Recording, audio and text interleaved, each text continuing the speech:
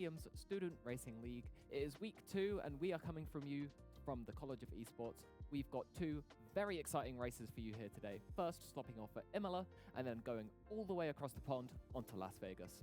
I'm Kimmy, I'm joined here by Kieran, and let's have a bit of a recap on the races that qualified for today's races. The first race we had last time out was at Saudi Arabia.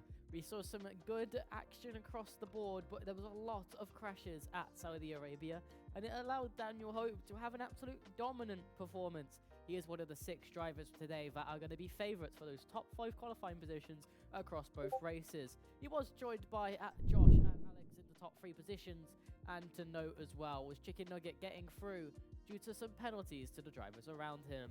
We then headed over to the second race at Brazil, where we saw a strategy race for the lead between Jack Harrington and Luke Sawyer, 2 of the other drivers who today will be the favourites to head on through.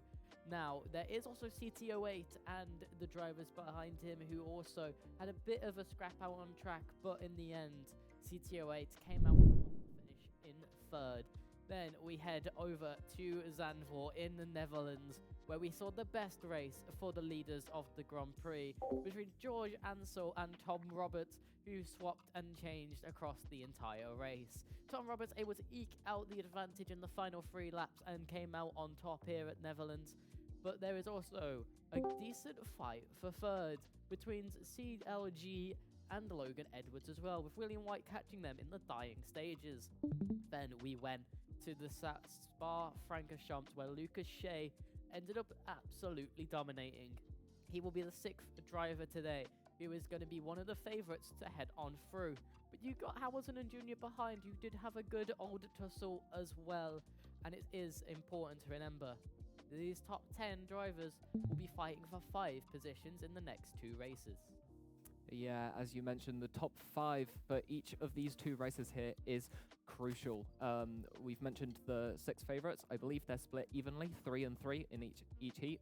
But so top 5 even qualify for the land. What are some other ways that drivers could get to this land? Well, there will be 2 more qualifying heats going on as well, which will bring us 30 drivers to the finals. And then you may be asking, 30 drivers split with 20 per race at the grand finals, where does the other 10 come from? Well, that's where you get 5 drivers coming from the 5 most applied universities and facilities that are applied to this league. They will get 1 extra driver into that event. The other 5 drivers will be the highest average finishing positions across these qualifiers to determine who will be able to sneak on in. Now, are you ready for some action today? Yeah, it's important to note that those 5 drivers are chosen by the committee just before we move on. However, action today, circuit overview, Imola and Vegas, 2 relatively newer tracks to the current F1 calendar. Imola obviously has a bit more history. How do you think the strategy will play out today? Imola will be probably a 1 or 2 stop, but the drivers will have to commit to that 2 stop really, really early to get true advantage out of that 2 stop strategy. So it is very, very difficult to overtake at Imola, with only that first braking zone being a true option for overtakes to happen. But Las Vegas, once we get there, will have plenty of overtaking opportunities. Yeah, Imola qualifying is important round there, crucial, some might say. If the 2 stop is going to be viable, you've got to be looking at the undercut strategy more often. You know, start on the soft maybe, pit early, get onto the hards, go away. Yeah, it's crucial to say that hard tyres in the F1 25 game do have an extremely good tyre life, and they last way longer than what you expect, and they just don't scrub off anywhere near as hard as the medium tyres do. Yeah, but moving on to Vegas, I would say qualifying is a bit less important around here. There's more overtaking opportunities, particularly down the really long back straight. Do you think we're going to see overcuts, undercuts, 2 stop, 1 stop? Las Vegas is all going to be down to the pace of the field. If the pace of the field is all sticking together, this is going to be 1 DRS train, so it's going to be really, really hard to actually undercut, just the momentum that people can get with that DRS. Though, again, undercuts are powerful at that circuit, just not as much as they are at Imola. Yeah, but I want to go back to the drivers real quick. Obviously, last week we had George Ansel and Tom Roberts. Unfortunately, they're split up this time round. Are there any other maybe driver fights you're looking for? Maybe P1 between a couple of the other qualifiers? Well, to be honest, the first session will be between Daniel Hope, Luke Sawyer, and George Ansel, who have been split into that first qualifying race. They should be in your top 3 positions based on the previous performances. Then that second session is Tom Roberts with Lucas Shea and with Harrington, sorry. Yeah. Will be also in that session. But the drivers directly behind that, you got some names to look out for, with Hamilton Jr. and CTO5 from the Brazil race, all being names that did show some decent pace, even if they weren't able to keep up with those top 6 favorites. Yeah, I would definitely favor Lucas Shea and Daniel Hope here, as they were miles ahead of the rest of the pack in their respective races. But maybe you could say they had a lack of wheel-to-wheel experience through that qualifying round. Therefore, your George Ansels, your Tom Roberts, your Jack Harringtons, they're going to have more of an advantage if it comes to wheel through the corners. Yeah, it is fair to say that some drivers will be more experienced coming into this league than some other drivers. Drivers like Luke Sawyer do compete elsewhere as well, and they have plenty of performances under their belts at this point. And going towards 50% races, they're going to have a lot more struggle behind their times, especially if they're close in qualifying. Yeah, I think 50% is really the kicker here today, opposed to the 25% races we had last week. 50% longer race, more opportunity for strategy. We've mentioned some of the tracks for strategy here. What do you think tire-wise? Are we going to see soft to hard, or medium to hard, or soft, medium, medium? Well, okay, with the spread in the field, there's probably going to be some alternate strategies being run today. However, it is crucial to say that when it comes to these races at Imola, medium to hard tires is the only real aspects that we do end up seeing, due to the fact that the track is just so high in tire wear, and this game really punishes those on the soft tires with very quick degradation. Yeah, hopefully we get some really close racing today. We're getting the drivers into our lobby for race 1 at Imola, but first we're going to go to a quick break.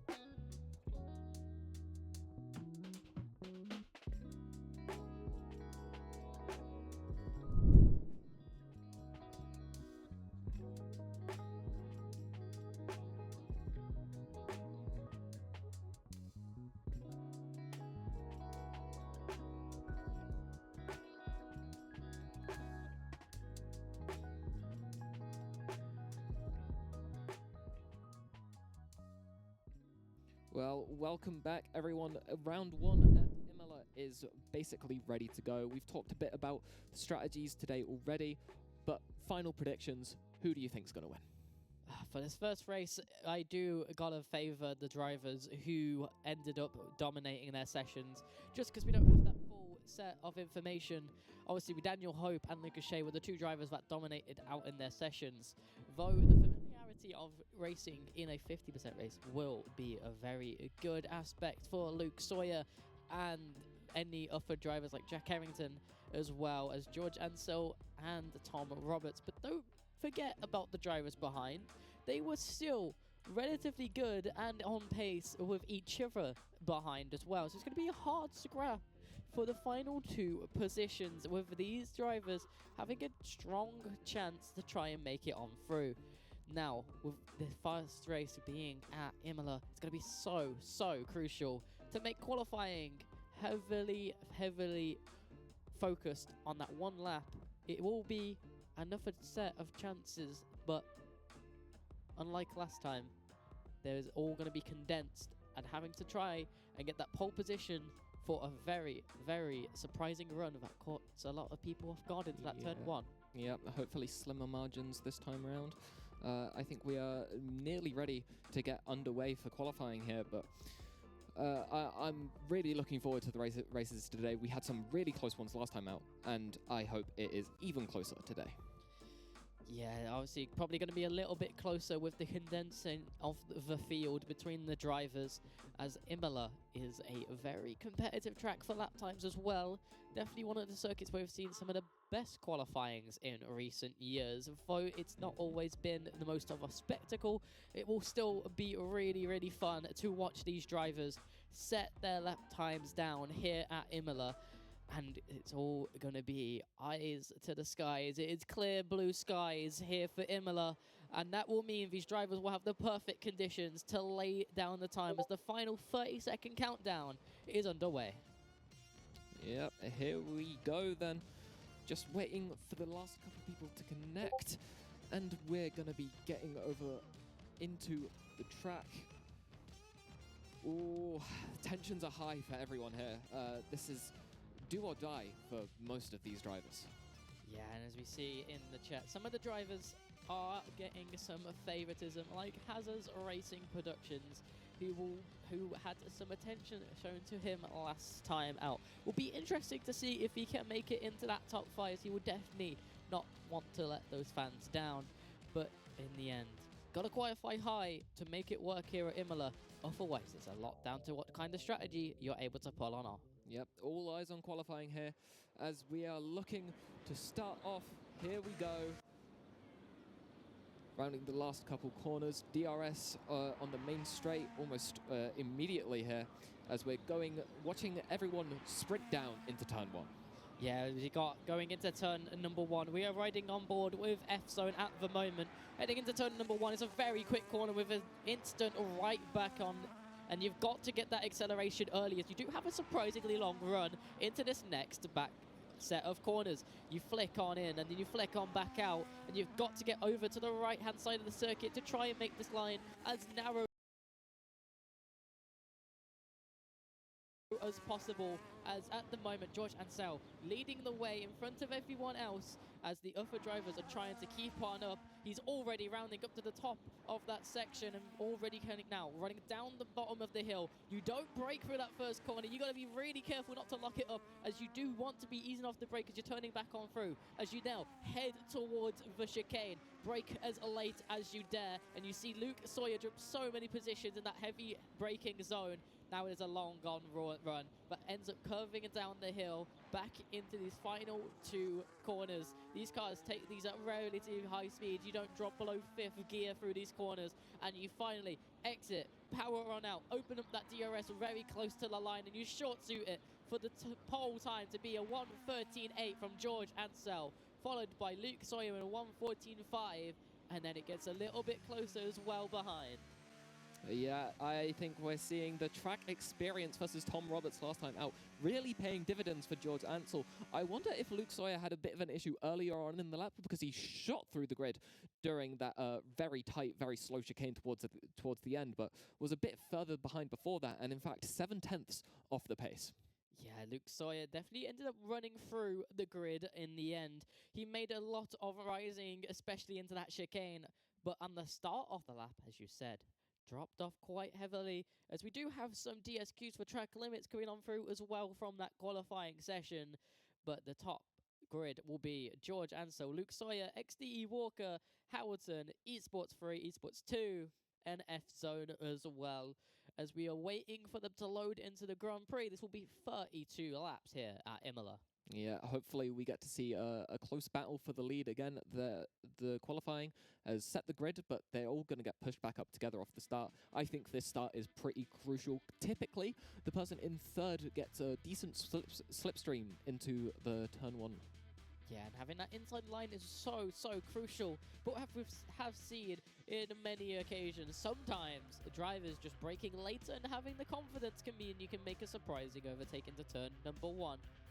But the top 5 will be Luke Sawyer in P number 2, with George Ansel ouncing him out by over 7/10 of a second. That was then followed up by a couple of drivers who all want to be getting very close behind, but they will be lining up onto the grid with the lights now ticking on. And finally, going away as XDE Walker, Hamilton and Esports 3 will want to be trying to get a good start, but some of them end up bogging down already, which leaves George Ansel and Luke Sawyer already pulling away into turn number 1 as it's 2 free ride in for 5th position in the background as they all see one driver in a spin as well. Efzo dropping massively through the grid. Same with Racing Rig Ron, but through into turn number 1. George Ansel keeps that number 1 position in front of Luke Sawyer for now. Yeah, George Ansel getting the drive out of turn 1 there, keeping ahead of Luke Sawyer from the start all the way. And following them, it is XDE Walker, TTV, Hamilton, and Esports 3 rounding out our top 5. Those are the important positions here. Everyone's aiming for that 5th position. Esports 3 is going to have a lot to defend. Yeah, and the chat favourite at the moment, Hazard's Racing, has a long way to go into making it that top 5. Currently down in P11, just behind Chicken Nugget, who currently sits in P number 10. But Luke Sawyer and George Ansel leading the way then so far through lap number 1, as we see a little bit of a dive by Ollie Matthews onto Zera in the background as the shot as well. But Luke Sawyer 3 tenths of the margin behind. No DRS assistance on this first lap. But once we get round down in that DRS, you really need to be within that 3 tenths margin to try and make an overtake here at Imola. Yeah, 3 tenths. The gap is what people will be looking at, but I think we're going to start to see a bit of a stabilization here from lap 2 onwards. Maybe a couple moves being made with the DRS and lower pack back there, but you've got to respect each of these drivers. None of them are bad. They all made it through the preliminary qualifying. Yeah, CLG C42 is right on the back of Esports 2, who might be getting held up a little bit by Redders in front of him, as we see a move down in the inside already from CLG42, who makes an amazing run and slips out in front of Esports 2. Now going to be charging down Redders, who is slipping off of the back of Esports 3. Yeah, late braking on that inside line of the corner, just edging out Esports 2 there. Can they now go on to catch Redders? We're going to find out as they're going up through the hill and into the slower chicane. Yeah, one chubby could be making a benefit of Zera's mistake, able to overtake him in an unusual position on the track. As we do see Esports 3 actually falling adrift through the field, maybe potentially due to some internet connection issues, as he is now all the way down in P number 9. As we see the possible race strategies today, 2-stop is the favoured strategy by the tyre graphic. Medium into hard, high tyre wear. But CLG is not looking at the tyre wear right now. Instead, he's looking at the rear wing of Redders, and he's going to pull on alongside and take the long way around. But he will get in front before the corner and take away that P number 5, that crucial position for qualification today. Yeah, that's what they're looking for. Further up the field, we had Hamilton get past E. Walker, and there's movement, not as much as we've seen last weekend, but each of these drivers are better, and we're watching Esports 3 get past Chicken Nugget on the inside of that slow sweeping corner. Yeah, Esports 3 having to make a recovery drive here. He fell down the grid massively, potentially due to some issues on his end. But now he's in P number 8 again, getting that 1 position always forward, and he definitely has that top 5 pace on his hands. He's still got to make it work, though, as Luke Sawyer loses a lot of time to George Ansel before that chicane, but gains it all back in that 1 braking zone, back within 3 temps already, and a lot closer than he was last time around, as we do see a yellow flag out in sector number 2, but all eyes on this clear portion of track. 4 tenths of the gap this time around. There's potential to make some kind of dive if he has plenty of ERS saved up, but you do see that red light flashing. You're going to see it flashing all day today. That's when they are running out of that ERS deployment, and clearly Luke Sawyer not able to have enough on hand to make any kind of indentation into George Ansel's lead. Yeah, but DRS is now active, so if he manages to get that 3/10 gap again, a move could very much be on the table.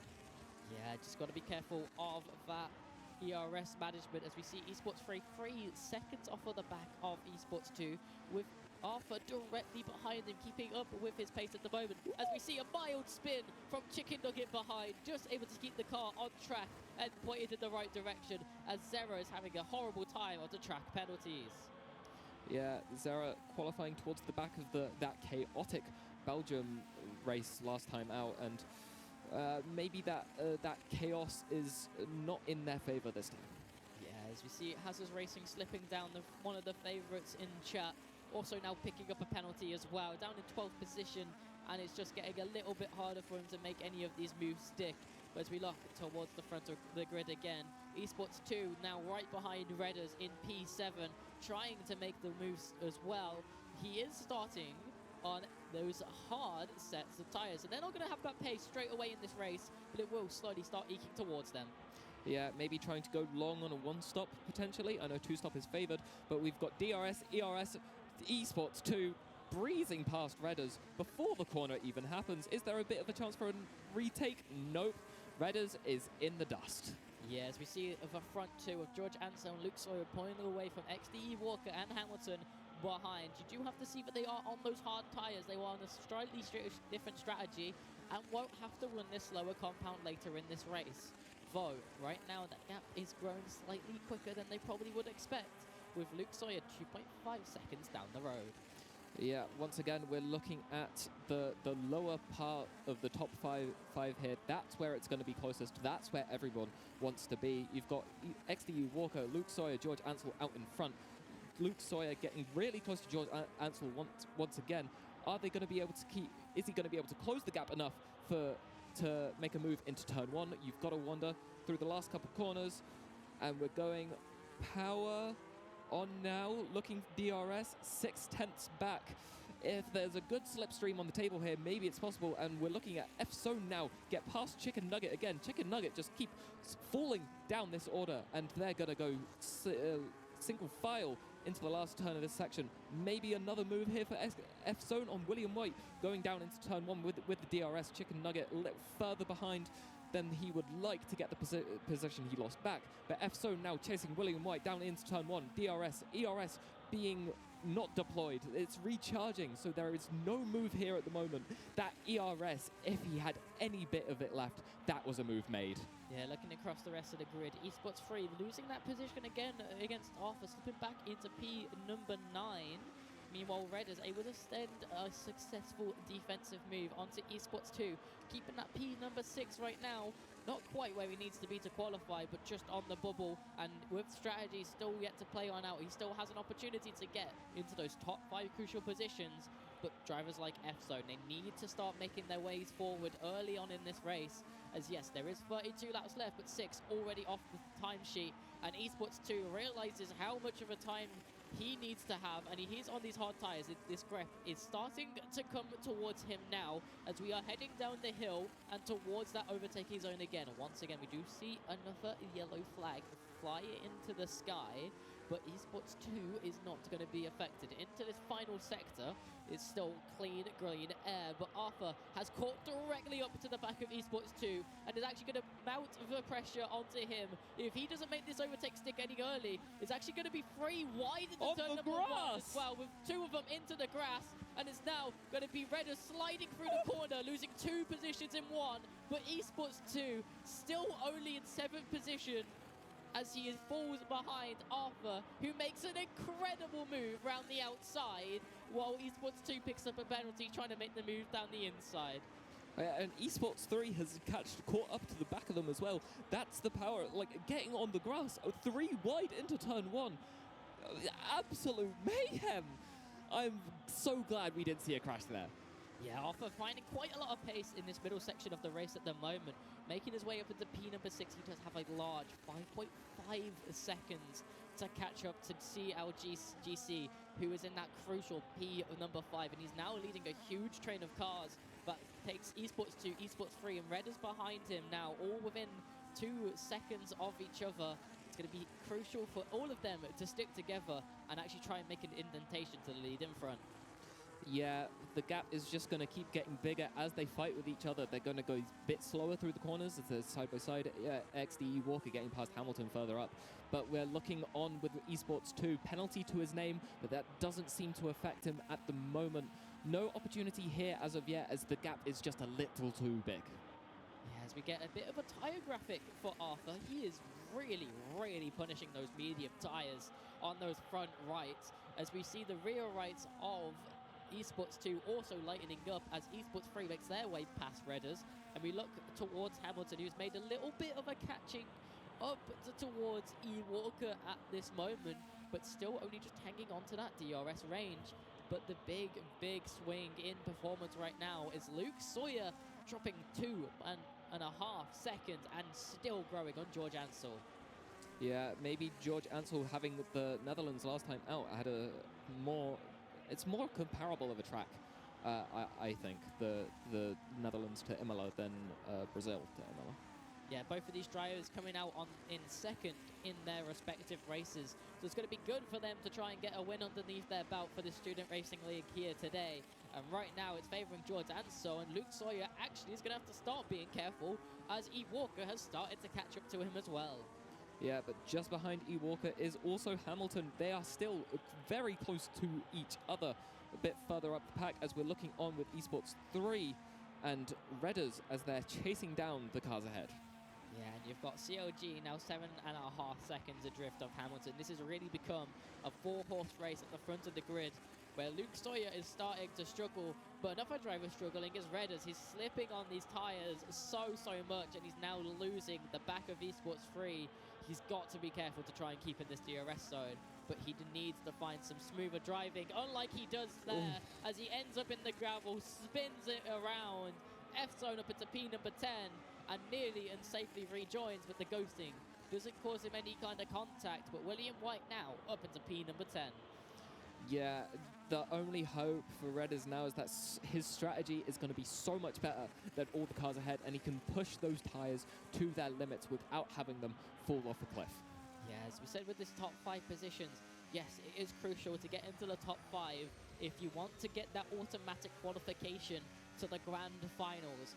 However, it is still important for these drivers to get a good result here today, as they might be selected as one of the 5 drivers by committee to be brought into the finals as well. So drivers like Arthur will still heavily be contesting that P number 6, even if they don't get that P number 5 today. Yeah, but as we look towards our top 5 positions, we're seeing a battle for second place here between Luke Sawyer, Hamilton, and E. Walker. Hamilton and E. Walker caught up to the back of Luke Sawyer. Is his tyres gone off, maybe? Is he pushing them too hard? He is on the mediums compared to the hard of Hamilton, and I'm not certain what E. Walker's running at the moment. Yeah, Luke Sawyer's starting to struggle. He did slip and slide quite early into this race. 4 seconds adrift now compared to George Ansel, who started on the same compound of tyres, whereas the 2 behind did start on those hard tyres and have that pace advantage.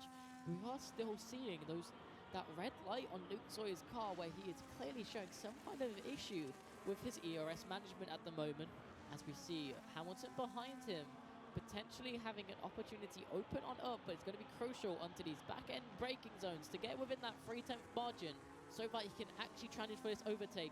And we're seeing just how slowly Luke Sawyer is exiting these corners on those old tyres. He's not too far away from the pit stop window now, but it won't be this lap, and so now he's going to take on that attack from Hamilton and try and put up a defense, but he's going to be coming alongside and ahead, and he's now got to be cautious of E. Walker as well, sliding on through, sliding on by into P number 3. Luke Sawyer losing 2 positions in corner number 1 and dropping into 4th place. 2 positions in 1 turn. Man, those tyres are really not working for him anymore. Maybe he should consider an early pit stop to try and get that undercut that we talked about earlier. But for now, your leader, George Ansel, followed by Hamilton, E. Walker, Luke Sawyer, and CLG42 make up your top 5.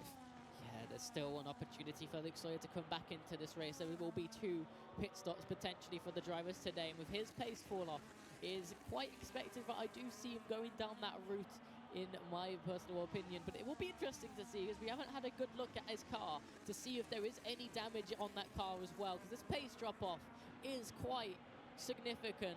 But we are seeing that Hamilton is now also making an indent into the gap that George Ansel also holds out in front. Yeah, maybe an indent, but you've got to remember the tyre strategy. George Ansel on mediums, Hamilton on the hards. You would favour Hamilton in this moment if they were closer together. Yeah, the main benefit of extending these mediums, even if you still 2-stop, is that you will be able to make the tyre delta later in this race much more favourable for yourself. As we're 11 laps into this race now, with our first pit stop coming out from Redders just a few laps ago, giving a 32-second gap into 10th place. Yeah, and further down the field, we didn't mention it, there was a DNF by William White, and Esports 2 getting the better of Esports 3. Yeah, F-Zone still making their way up through the grid, but Esports 3 into the pit lane now. He's going to be the second into this pit lane, but you do see that tyre graphic. Luke Sawyer with 71% rear right wear. You understand why he's struggling so heavily on these traction zones. Yes, 50% wear is still a significant amount, but it's nothing compared to that. And it's about 80% wear is when you really get that puncture risk in F125. So it's not going to be long before Luke Sawyer comes into the pit lane. Yeah, really working those tires, and we mentioned maybe a bit of damage earlier. I could see some underbody damage, maybe as you're going over the curbs in that very small, very slow chicane. E. Walker still close to the back of Hamilton, still in DRS range, but I don't think there's going to be a move at any point in the near future. Yeah, and I wouldn't be surprised to see Luke Sawyer coming into the pit lane, which we do end up seeing in the background. Luke Sawyer into the pit lane. He is your first of the 4 leading drivers today to dive in and take that new set of tyres. And it's on lap 12, we're going into lap 13, which is an amazing stint on those medium tyres, as he now gets to slap on that hard set of tyres that will last him so much longer compared to those mediums. And hopefully from here on out, he can have a better time on those tyres compared to what he has done so far. Yeah, and he's coming out into relatively clean air, just F-Zone X ahead.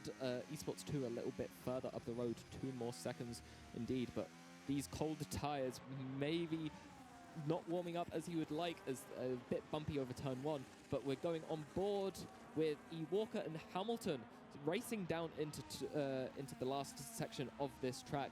DRS in range once again, 4 tenths the gap, and 3 seconds ahead is George Ansell. E. Walker really looking to put the pressure on Hamilton now. Yeah, we do see some of this traffic able to get out of the way, as it will open up a chance for E. Walker, who has had an amazing run for these final few corners. He is right onto the back this time around behind Hamilton. He will have a slightly poor exit and lose a little bit of time, and this will be a provisional fight for P1, as we see George Ansell into the pit lane, but the ERS deployment isn't able to bring him into the reach of Hamilton, who ends up picking up DRS off of a back marker on that lap, which keeps him alive in this P1 and gives us a new third leader of this race so far in Hamilton, so far into this Imola race. 14 laps under the way, slowly encroaching on that halfway mark. Yeah, I wouldn't be surprised if we see a 4th leader with E. Walker. 3 tenths still the gap. Not quite any overtaking opportunities yet, but this is why Imola is so difficult. It's really tight and narrow through the entire rest of the track, and you've got to save that ERS for your run into turn 1, but if there isn't that deployment mode available for you, the move is going to not come through. Yeah, Luke Sawyer gets a little bit more free air, as we do see F-Zone into the pits on lap number 14. Now he's closing up onto Esports 2 in front. There's about 5.5 seconds between Luke Sawyer and George Ansell after that first pit stop rotations does come on through. Luke Sawyer got a long way to go to try and challenge on George Ansell at the moment.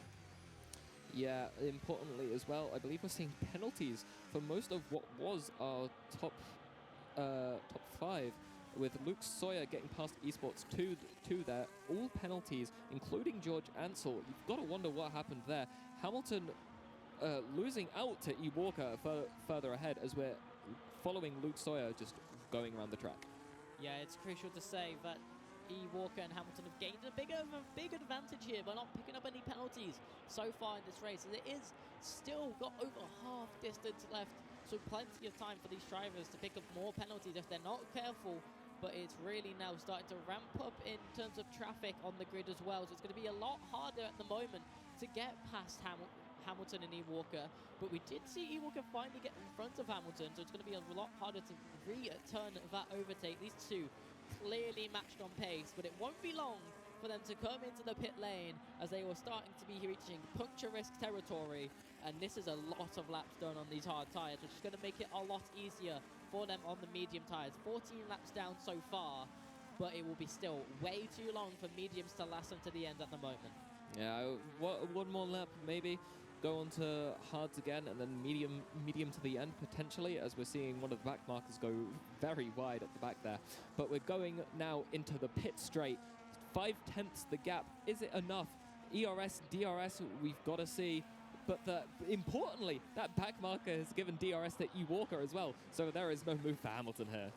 Yeah, and as we're seeing right now, Esports 2 is out in front of CLGGC, but Esports 2 has yet to pit in this race, so CLGGC is still provisional P number 5 on the grid, with Esports 3 6 seconds adrift behind, being the next one to pit.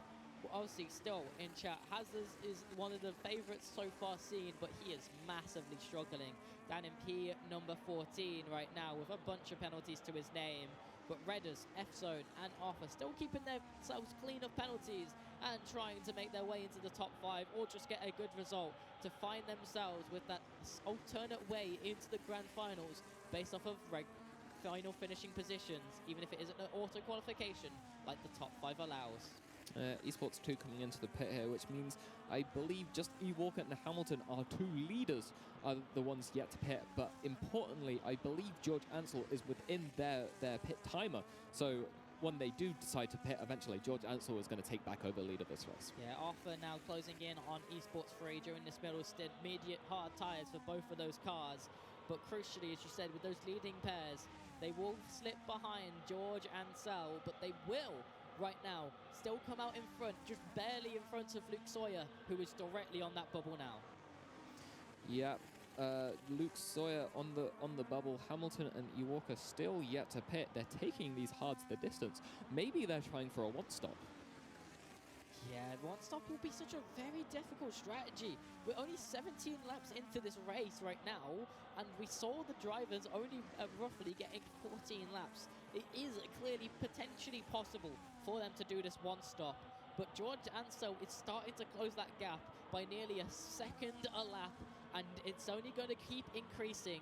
And if he's able to make that gap roughly about 7 to 5 seconds, it will probably be favoured for him on that two-stop strategy to still come out on top. Yeah, George Ansel, those tyres really working for him now, coming alive. Luke Sawyer still chasing the back. The margin hasn't decreased, but it hasn't increased to George Ansel either.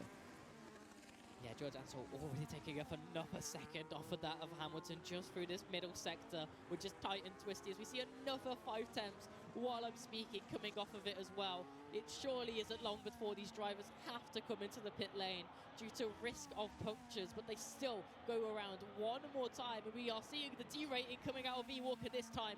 No DRS assistance as well, so Hamilton is finally able to get an opportunity to punish that of E Walker's poor exits and get himself back into P1 once again. Yeah, it's incredible racing from these two, but fighting with each other, it's just leaving more opportunity for George Ansel to catch up. And importantly, Luke Sawyer is also now somewhere within their pit window. So it may not be just one position they're losing, but 2. Yeah, 69% tyre wear being saw by E Walker on their rear right tyre. Hamilton only 10% lower with 59% wear. That is astonishingly good tyre wear saving at the moment.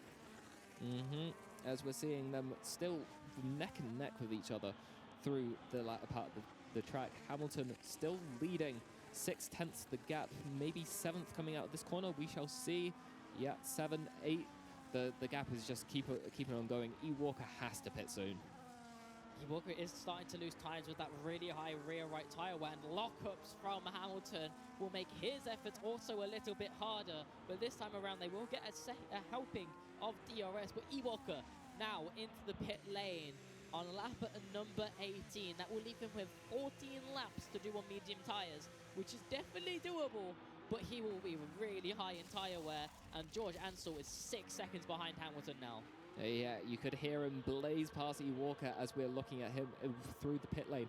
Importantly here as well, Luke Sawyer getting ahead after E Walker's pit stop. Hamilton has to be scared now, unless he's going to try leech the last of his tyre life out to try attempt the one stop.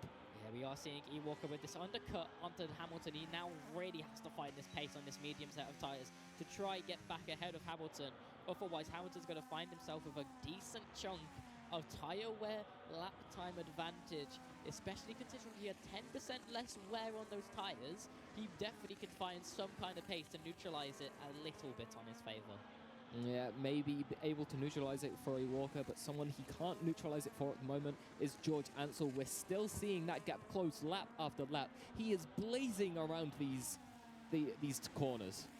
Yeah, in the forests of Imola, George Ansel has caught another 2 seconds and has Hamilton within his eyesight now on track. He can see him in the distance ahead, and he is closing him down rapidly. Hamilton doesn't come into the pit lane again this time around, and with a helping of DRS from traffic, George Ansel is just going to gain even more time down this main straight. And he could see this car in front of him getting closer and closer. He's gained a second already in this first sector, and it is just rapidly coming down. 30% battery left on his hands, and he is still absolutely flying. He has gained himself a 12-second advantage over Luke Sawyer, and although he might be on this 2-stop strategy at the moment due to how early he pit, it is impressive to see. But if he is on a 1-stop strategy, this is going to be a full pit stop advantage over Hamilton.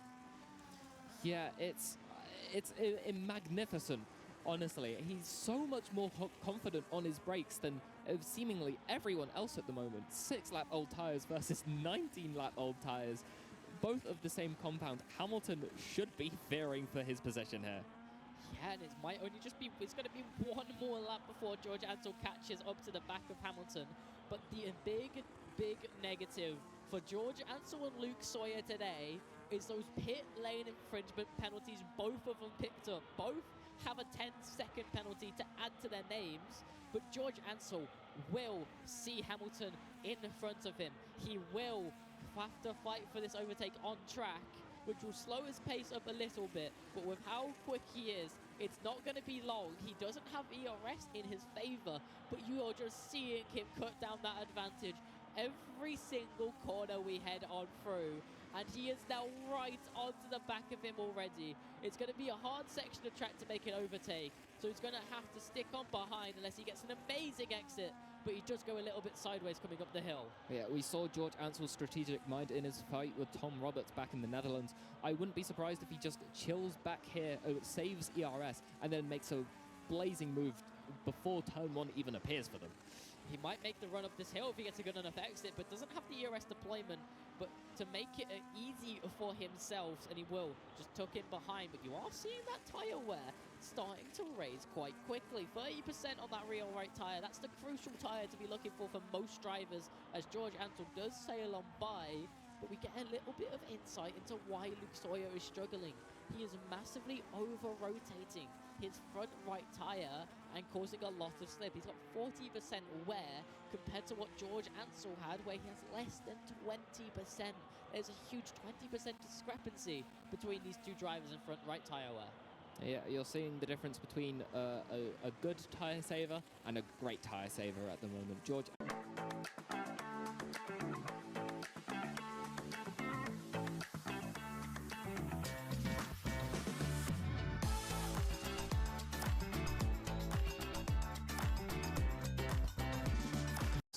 is almost definitively potentially going to be forced onto a 2-stop strategy today, but his pace has not been as what he would have wanted. He was close in qualifying, but not close enough. 7/10 off, mostly lost in that first sector, but in this race, he just hasn't had the pace to stick with George Ansel and is really struggling with his tyres. Meanwhile, E. Walker now 4 seconds behind Luke Sawyer, and constantly catching up that gap as well. Yeah, George Ansel leading, followed by Hamilton, still yet to pit. Luke Sawyer with pit lane penalty along with George Ansel. E. Walker and CLG rounding out our top 5 here. E. Walker, CLG and Hamilton still 0 penalties to the name. That might come important later on in this race as we're approaching lap 23. Hamilton still has a 20-second margin over E. Walker, which is roughly what the pit lane is, and he does head into the pit lane on lap 23.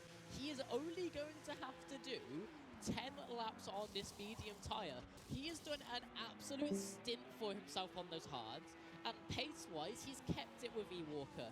He is in a massively favourable position, as we do see Luke Sawyer slide on by and E. Walker slide on by as well.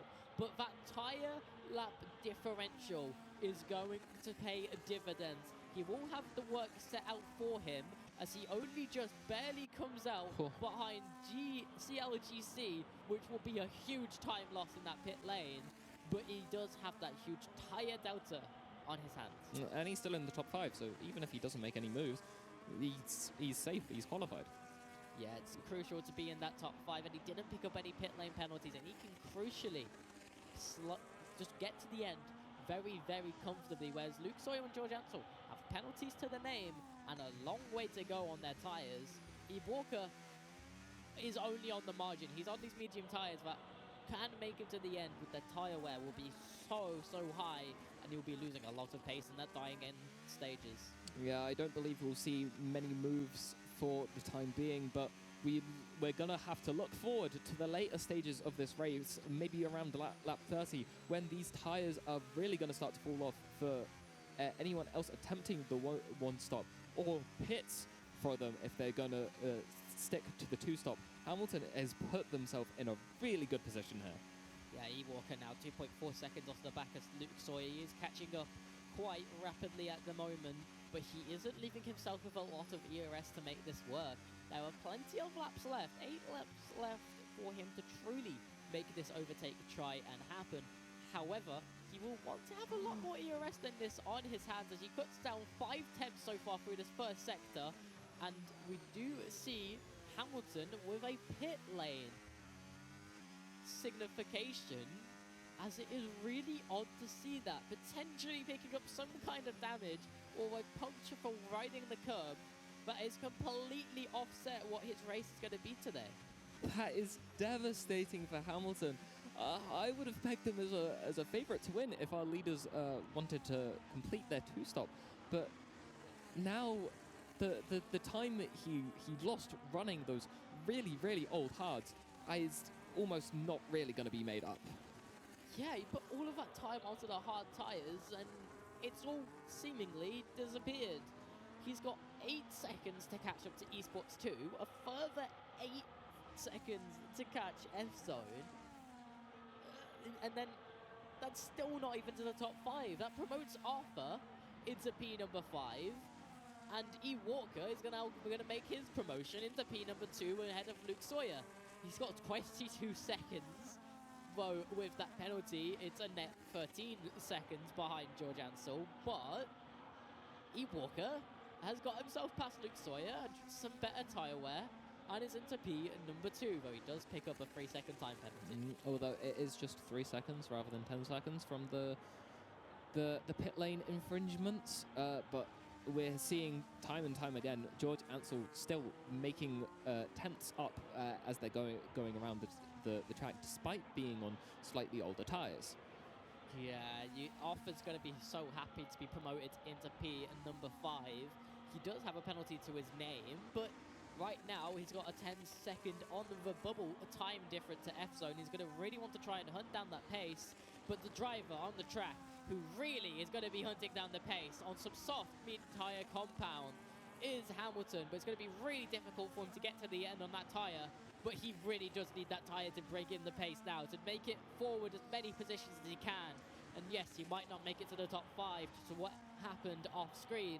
He will still want any positions he can to try and get one of those extra 5 qualification spots.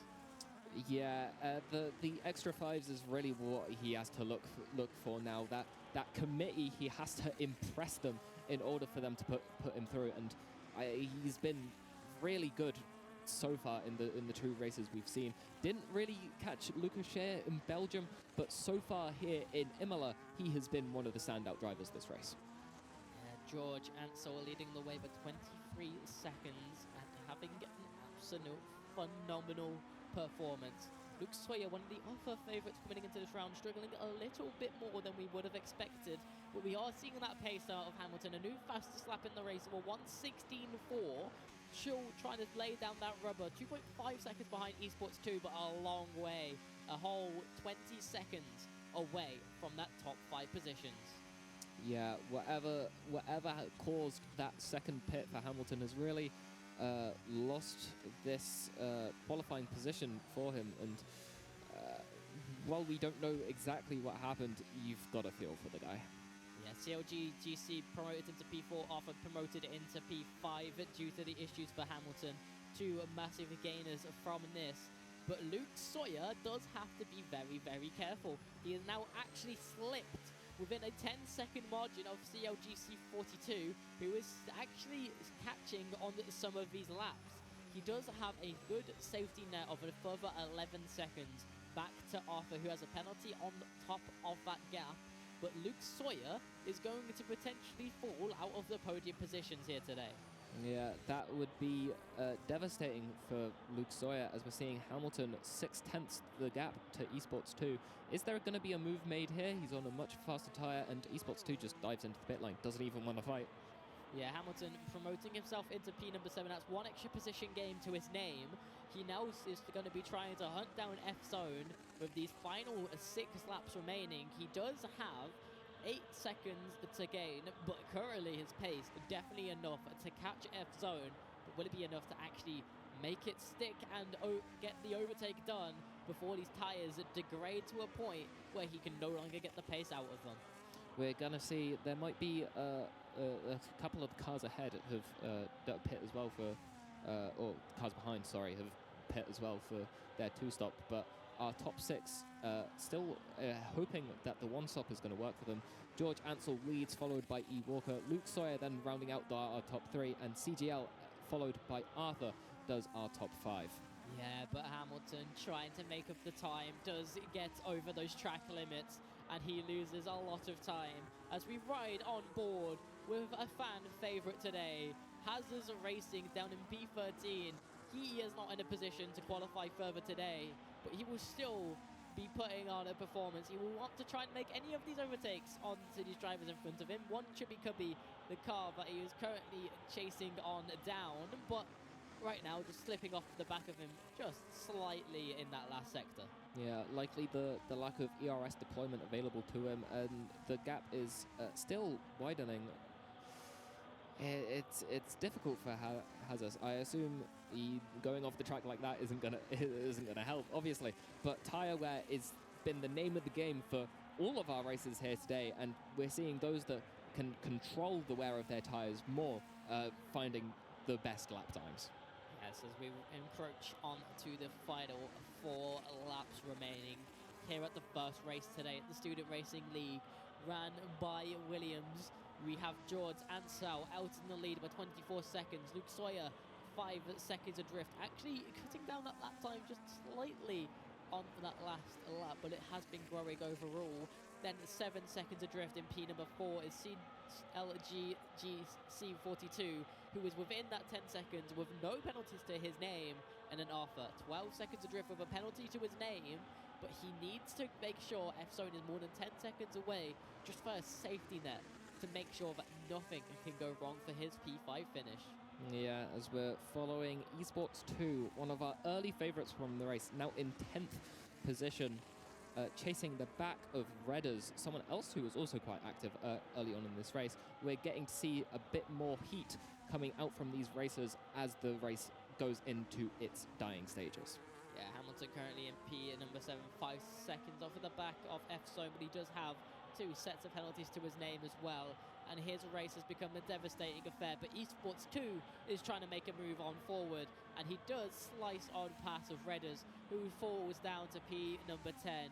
Started up all the way into the top 6 positions, now down to P number 10, and not quite the position he would have wanted out of this race so far, but still not one of the worst case scenarios coming on out.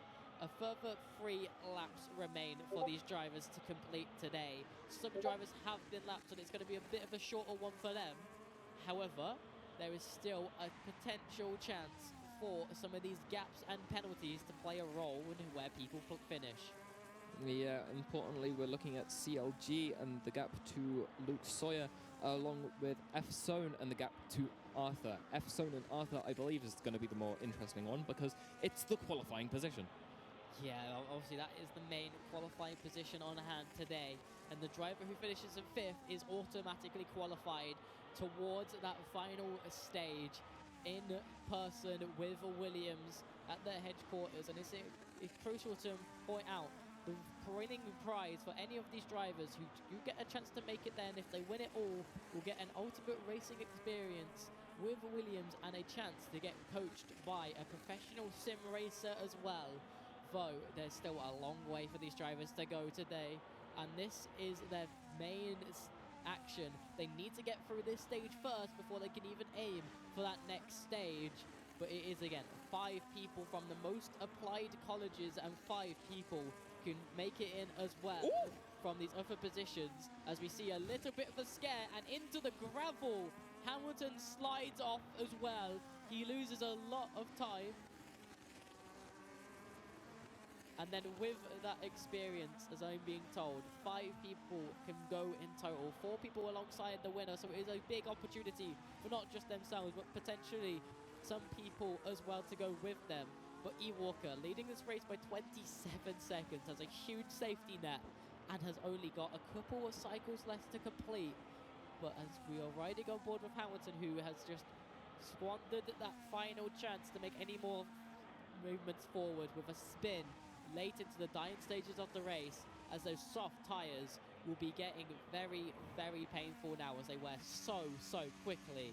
But out in front, out with a dominant fashion, coming off of an insane scrap in Zandvoort for the first race of the season, and with some amazing tyre wear savings. You do see a lot of graining on that front right tyre, and I'd be scared to see that rear right tyre. This track punishes those right-hand tyres so painfully, but he has done the best on the grid at managing that, and has had the outright pace today to lead us towards the finish, as he only has a few final corners to deploy that ERS and to get that fuel to the line. George Ansel currently leading the way for the final lap here at Imola. This 50% race for qualification to the final stage in 3 months' time in April. He's going to be happy with this performance. And though he did pick up that pit lane penalty, that won't deny him the win today. He's now only 2 corners away, and you can see how much that tyre wear does make them struggle. But finally, George Ansel can now drive towards the line and pick up that winner's trophy and finish out in P number 1 and pick up that 10-second penalty final result as we ride on board with E. Walker, who has a long way to go. Doesn't even get to see George Ansel out in front of him, but through a different strategy to Luke Sawyer and better tyre saving than Luke Sawyer. Though his pace in qualifying was worse, he is able to make it up in the race, and 13 laps later on medium tyres crosses the line in P number 2, and then next across the line will be Luke Sawyer, but due to that 10-second penalty, will slip behind CLGC, who has done a good job at just keeping it clean to promote to P number 3. And then finally, Arthur, who has a penalty to his name, who is yet to serve as well, is going to cross the line in a provisional P number 5, but F zone behind will be crossing the grid in P number 6, but won't get promoted as Arthur finds the pace to keep P number 5. And then Hamilton in P7 will be the last to cross the line, with an unfortunate result due to having to come into the pit lane under AI control during a disconnect. It's disappointing for Hamilton, but George Ansel, the man in front, the man of the day, really dominating lead throughout this entire race. That experience, that fight with Tom Roberts in the Netherlands really helped him today, I think. Yeah, a good experience out in Zandvoort, definitely helping him today. But again, that tyre saving is the crucial part. We mentioned it before, and Imola is such a deadly track and tyre wear, and it is so much more noticeable in these 50% races than in those smaller 25%. Yeah, strategy and tyre saving, really the name of the game today. Those who did that the best clearly had the favour for them out in front, as we're seeing driver of the day was CLG, picking up P3 at the end for the due to the penalty of Luke Sawyer. Yeah, definitely gaining a load of positions in that car. and he definitely had a good race on his hands, promoting from P16 in Wow. qualifying. Arthur to be shouted out as well, coming from P13. Definitely found the pace in the race, as we'll head to a short intermission break before the second race of the day.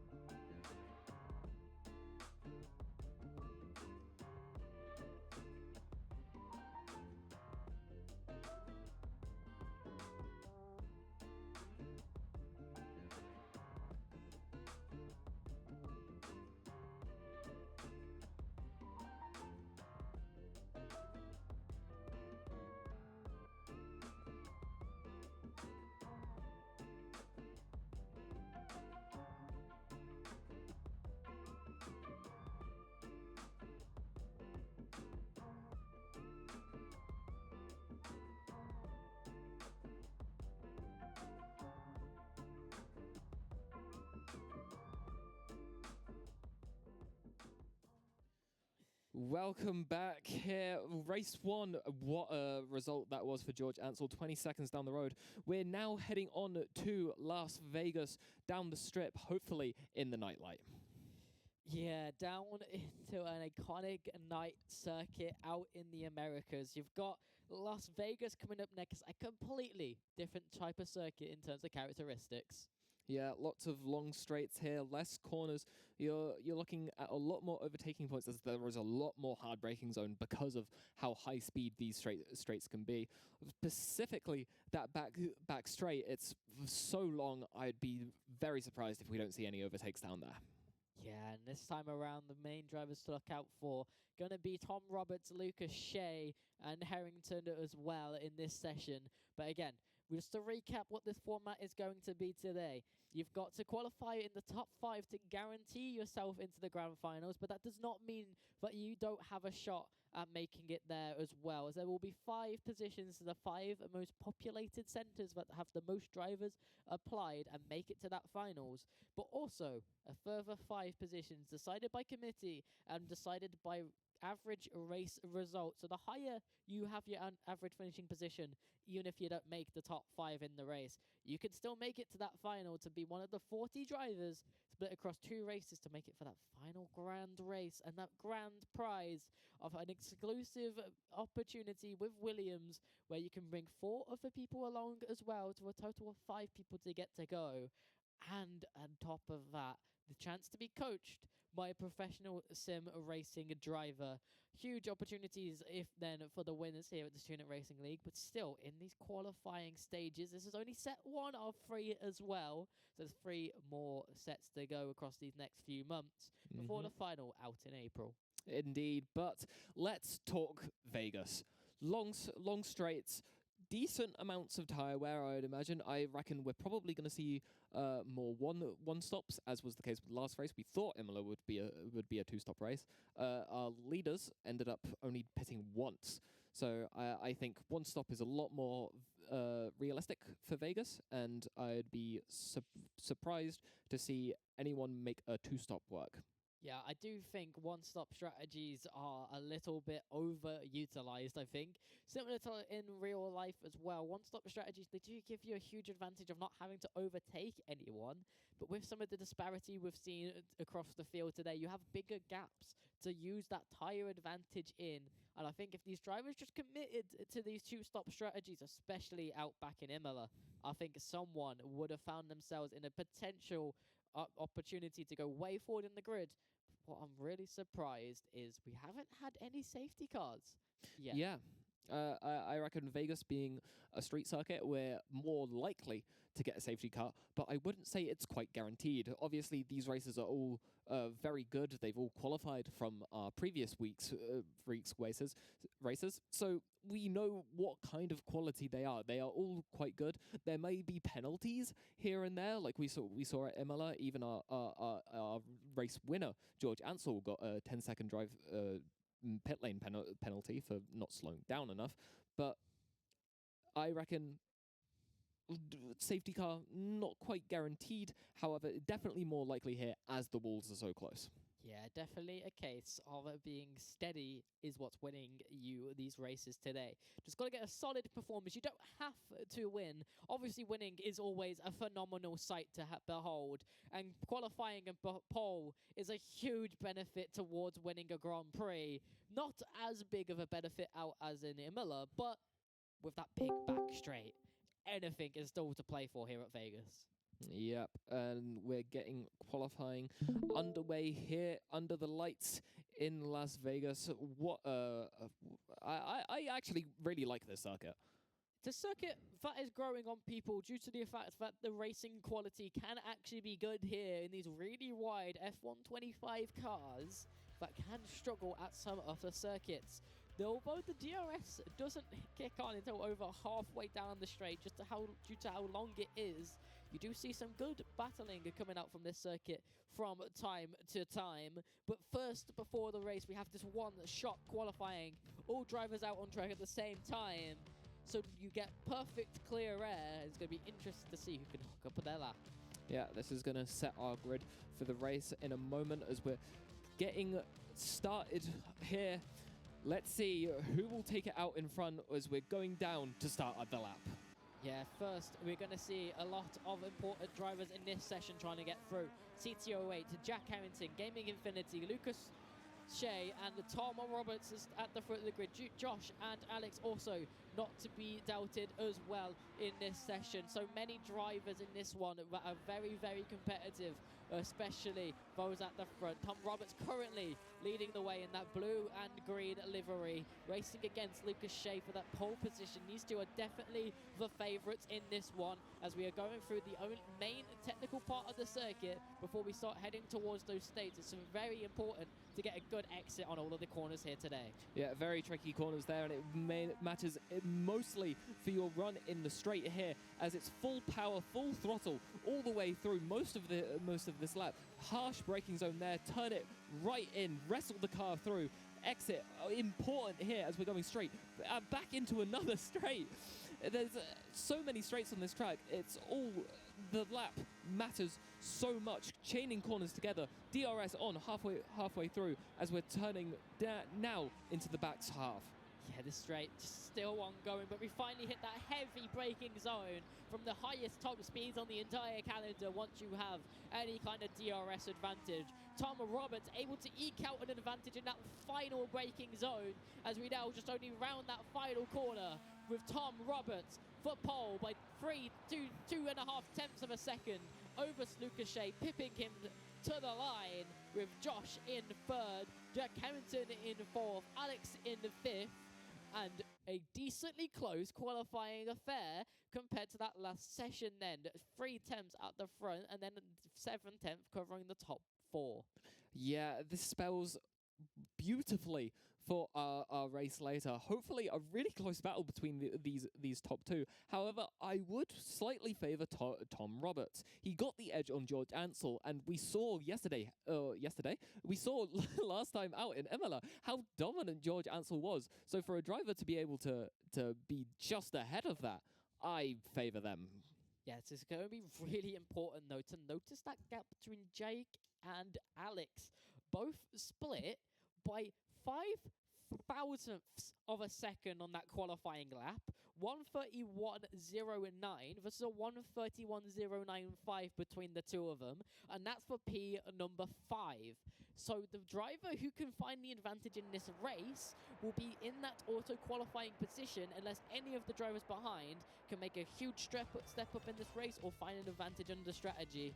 And as I said, top 5, which is that auto-qualifying position, that can be oh so crucial compared to having to pull it down to committee. Yeah, I would obviously penalties and the like are going to be crucial here for that slim of a gap. However, crashes also could be inevitable here. Very tight street circuit, races really close together.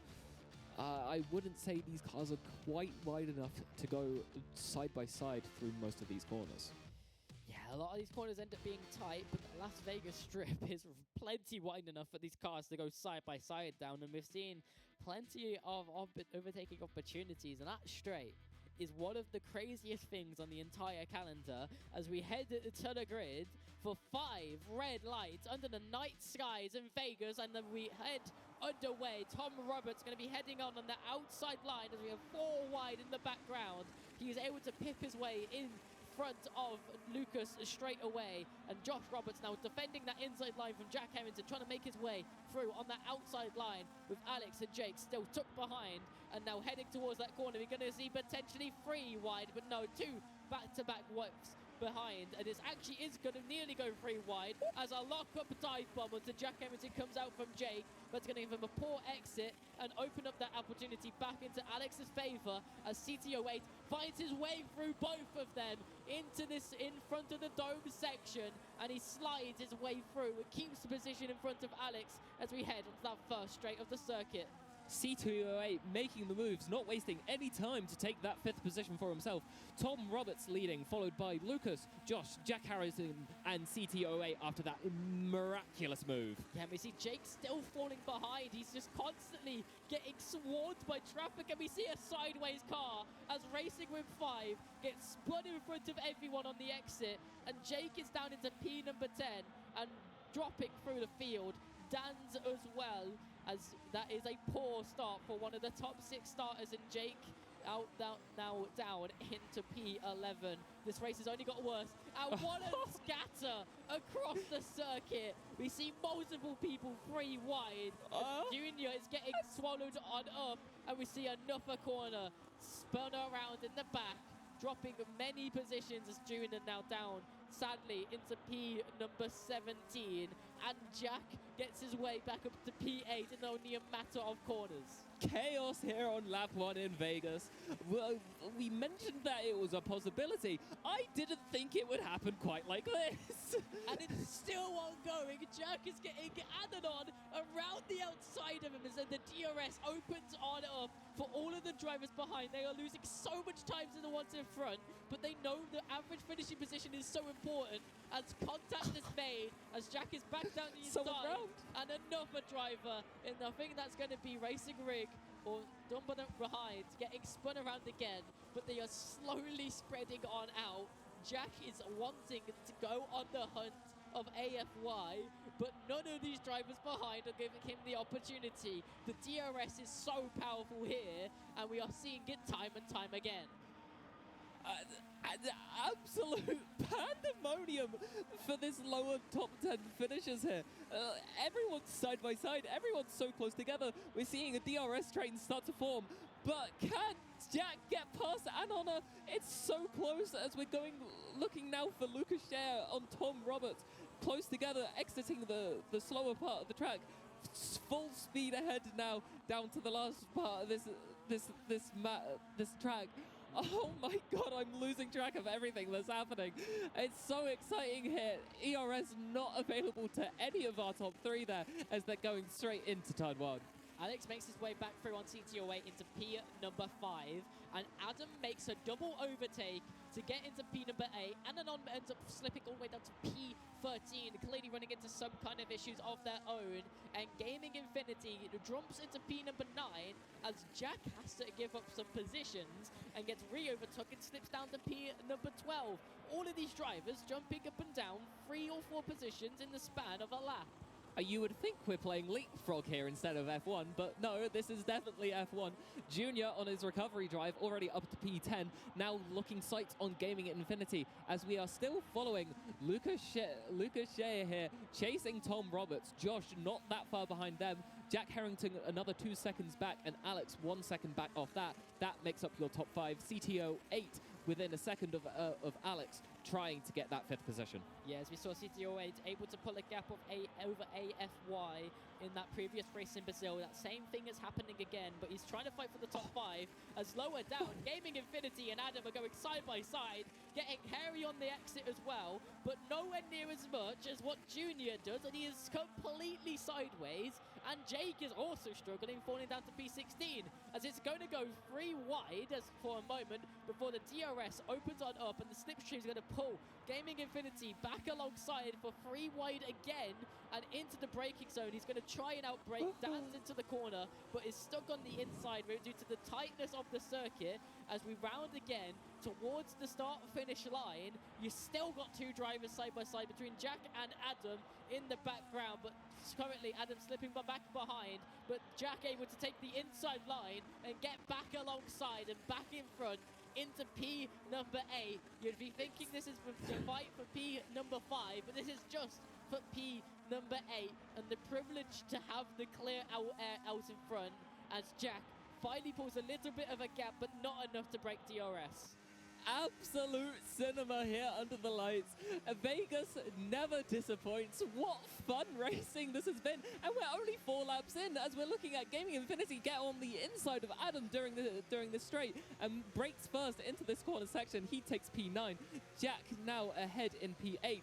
AFY a bit further up the road. This, like 9 to 12. or 11, sorry, has been electric. Yeah, sadly, Juna's falling out of the fight, but not falling out of the fight is Lucas finally finding his way out in front of Tom Roberts, but slipping back into the slipstream, not able to find his way back into the fight, but still directly tucked in behind. There's Josh behind these top two, who are finally seeing a switch for the lead 4 laps into this race, which has been still a phenomenal defensive maneuver for Lucas to even last this long. But now onto lap number 5, he is no longer the race leader. As we look further down, Jack losing the position to Adam and Dan once again, as Gaming Infinity is in P11 and Adam jumps into P number 8, down for that 8th position. But in front, these top 3 are running away from Jack Harrington at the moment. But you still got Jack potentially going to have to go on the offensive maneuvers back in front of Dan's again. But he ends up locking up slightly, which allows Dan's to cut back through. And now trying to hold it around the outside is Gaming Infinity, but that long way around ends up cutting off his speed a little bit too much as DRS opens once again as we head towards the tight and twisty section 1 at Vegas for a final time, as Jack completely messes up the braking zone, taps his front wing on the back of Dan's, and that might be what seals his fate today. Picking up some front wing damage is going to make it so much more complicated through this section. I was going to say there is no margin for error between these 4. They are all so close together, but with that wing damage, maybe we start to see a bit of a gap form. Gaming Infinity should be able to get past relatively quickly. They're going side by side through the straight. It is definitely wide enough for the 2 of them, as we've seen 3 cars go through together, and Jack holds on position for now, or no, sorry, Gaming Infinity getting the better exit, takes over P10 instead of Jack. Jack, that wing damage really messing with him now. Yeah, they've slipped back behind the DRS point of Dan's and Adam, which is going to make it just those 2 now fighting for this position. Dan's in front really early on in this straight, and Adam has nothing to respond with as we head through the final tight corner of this circuit as we now run toward the start-finish straight. Once again, Adam gets a better run with that slipstream and pulls alongside, isn't derating unlike Dan's, but he's got to be careful on the braking zone. But Dan's unable to find his way on the inside line, as now back into P8 for maybe the 17th time in only 6 laps. Adam back into P8, but they are now 9 seconds adrift of AFY in P number 7. They're fighting with each other so much. It's definitely entertaining, but in terms of their hopes for qualifying, they're just AFY ahead is increasing the gap to this pack. However, I am here just for this racing. This is so entertaining. Dan's now looking to get the better exit over than Adam into this zone. Is it going to happen? Bit of a spin for Adam. Maybe tires heating up a bit too much for him. Dan's right on the back here. DRS activated relatively soon. Here it comes. It's Whoa, still got one not more quite. before we get on to that start, that big back straight that allows Dance to overtake before the DRS point, and Gaming Infinity, due to this battling, has caught them back up again, and Sponjake is also shadowing in the background. He will have DRS in this straight as well, so he's going to catch them on off, as both drivers already fly on past Dan's with nothing left in the tank to defend with. As further forward, Alex is right on the back of CT08 as well, but these guys are still hovering across the entire circuit. Gaming Infinity is on that inside line of Adam as he's going to round through this corner, but Dan does a better run and is actually going to be on the offensive of Gaming Infinity, but around the outside of turn number 1 is almost impossible to make anything work. And so he tips in behind and is going to try and get a run with the DRS activation point coming up through as Adam ends up spinning it around on the exit, gets too much curve, and so this is now a fight for P number 8 as Dan is on the outside line, tries to break later, squeeze Gaming Infinity into the corner, but instead he gets squeezed into the wall. He taps that left wing and now gets spun by Gaming Infinity with a bit of side contact. Floor damage means Gaming Infinity overshoots the corner, gets a 3-second penalty, and brings Jack back into the fight. What did we just witness? I'm not sure how much of that was driver error. collisions by other people, maybe tire wear getting the better of some of them, but while that pack separates, this pack is still within a second of each other. First to third, Lucas followed by Tom Roberts, followed by Josh. They are all so close together going into turn one. Is there a move to be made? Not quite, as they are all derating on this pit straight. Yeah, Alex is still also stuck behind CT08. They are 6 seconds off of the back of Jack Harrington, and it's coming into a bit of their own. They are now in a tight spot by themselves for P number 5, but for P number 1, I am surprised to not have said any more overtakes than I already have. With Lucas out in front, he's been able to now keep his lead now for 4 laps of his own after Tom Roberts' first stint in front, and I think it is really down to that ERS management being so much different at this front of the grid as compared to lower down in the grid instead. Yeah, we saw the downfall of Dan's, I think, in that entire sequence was making the overtake happen too early. As we now follow Alex behind CT08 as they're going through this technical part of the section round the dome. Better exit for who coming out of here? It seems to be CT08 at the moment as he's pulling more of a gap on Alex. Yeah, it seems like CT08 just has him covered on the acceleration zones.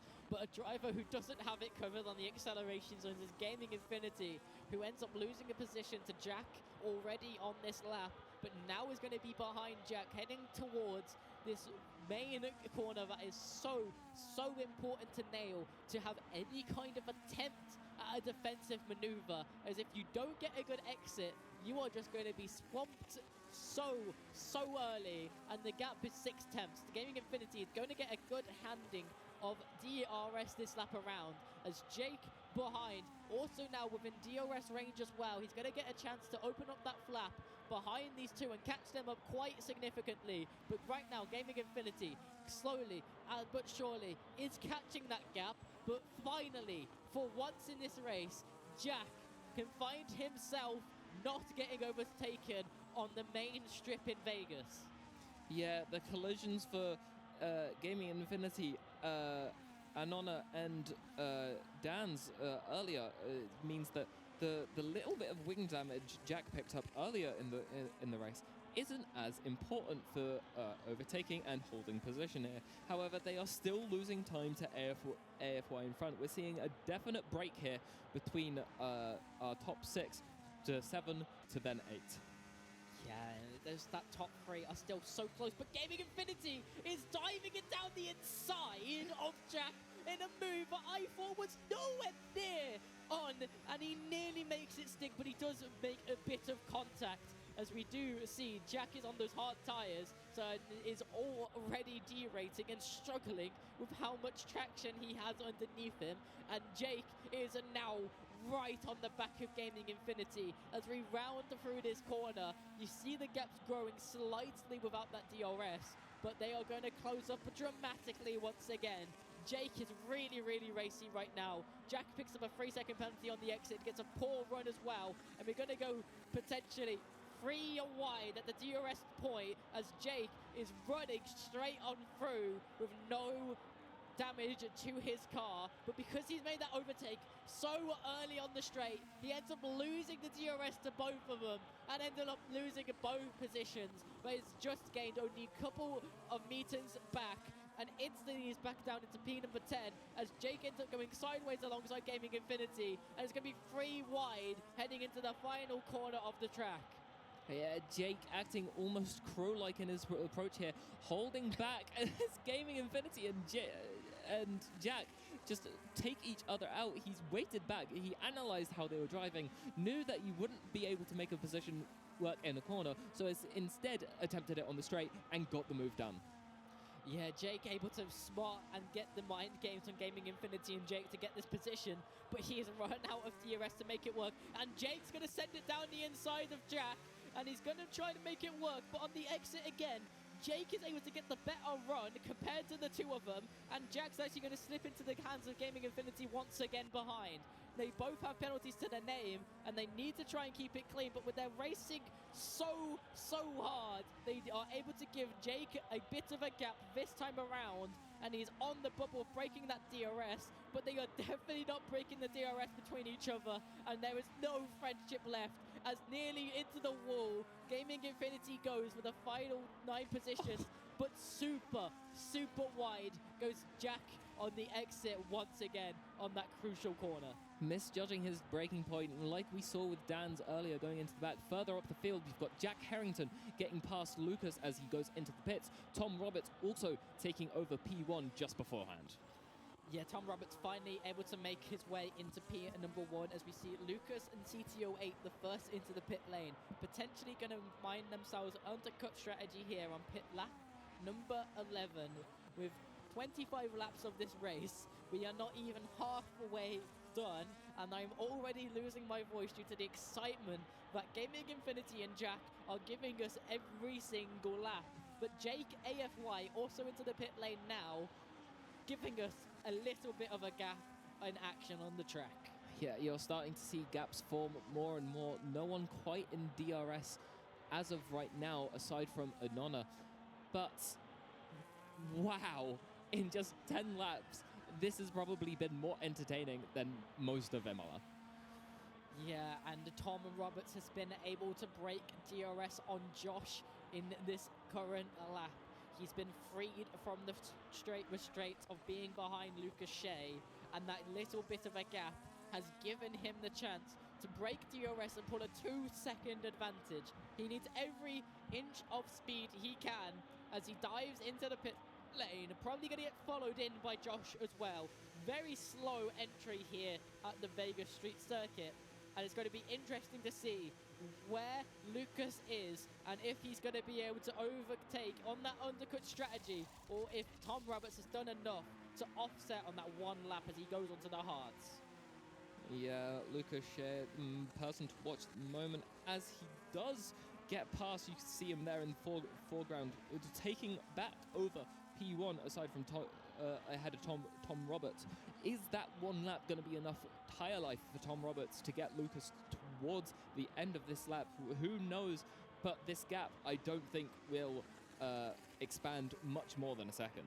It is so important that Tom Roberts is stuck in that DRS. The circuit is so reliant on how raceable your car is. And if you are able to be in DRS, you gain so much free lap time. But it is it's so important to your race in the end. As you see, CTO8 is 5 seconds back on Alex through the pit stop cycle. Something has happened to his lap time and has lost that gap to Alex. Jack Harrington in a bit of a world of his own in P number 4, 11 seconds behind Josh. But Alex has actually caught that gap down to 2 seconds to Jack Harrington. Meanwhile, Josh has slipped back 2 seconds and a half behind Tom Roberts. But for once, we can finally see if Tom Roberts on screen can make some kind of indentation to this lead, as everyone else behind is spaced out just a little bit. Though I dare say Adam and Jack are now sharing the same part of the track once again. Yeah, it's pandemonium down that back half. We're seeing gaps close and widen all the time. Tom Roberts still pushing Lucas Shea to the max. Spent this lap, their out lap, warming up these tires. Should attempt to make a move soon. I think the quicker Tom Roberts can get ahead of Lucas Shea, the better. It is a good thing to mention that Junior did get kind of screwed early in this race due to a disconnection. He had a good qualifying performance, but has had a lot of struggles. Whereas with Adam, who is now going to be trying to race and on with Jack chasing them down behind, that DRS is going to open up wide again for this huge, wide open circuit. And he's going to sail on by, but Jack isn't going to be quite close enough to put on his own pressure.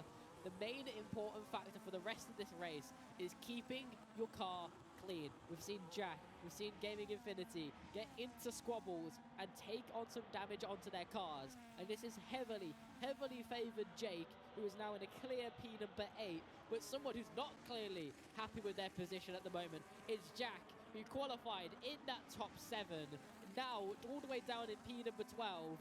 Unhappy with this result so far, and with some floor damage that won't be repairable, he's trying to make his way back up the grid once again, now behind Adam for P11. Yeah, we're starting to see the reformation of our 4-man DRS train from earlier. These drivers seem all so close together, as Jack trying to go around the outside, not quite has the pace yet to make it work, but is still right on the back as he sends it down the inside of Adam and makes the move stick. Did he get the better exit? He did. He takes over P11. And he ends up actually making Anna have such a poor exit, but Ananon's going to try around the outside of that corner, which is going to switch back into the inside, and he is actually going to make it work, but he's going to lock up and hit the side of Jake and lose so much time to Jack, when now Jack is going to also struggle in the defense of Adam.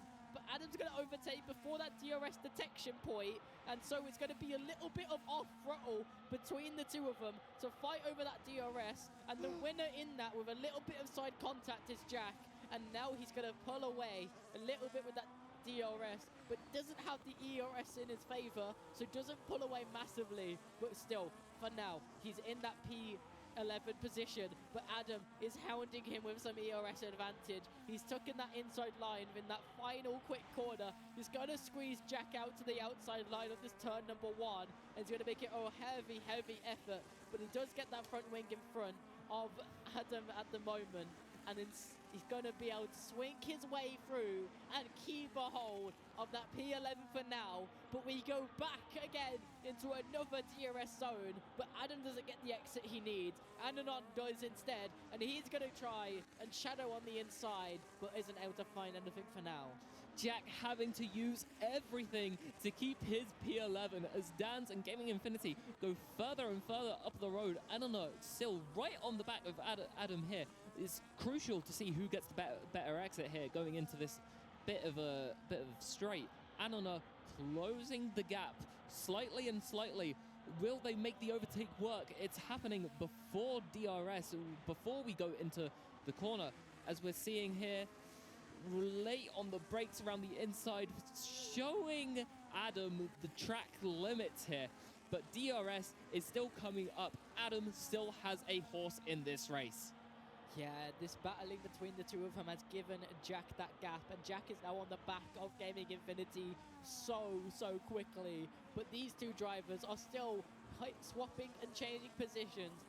Adam is the one who gets the DRS, so Adam will be the one through the corner first, as we see some particles coming off as he heavily rides the curb, but still gets a decent exit. But with that slipstream, and as he has enough ERS, potentially a move on the table for Ananon, but right now, slipping so far off the back, Adam finally able to get a slight reprieve, but only for a few corners, as the circuit instantly turns towards another heavy DRS zone to bring Ananon back into play, while Gaming Infinity is going to make a move on. Dan's out in front, with Jack trying to catch them up as well, but Ananon now trying to make the move for P number 12, but doesn't have the run once again.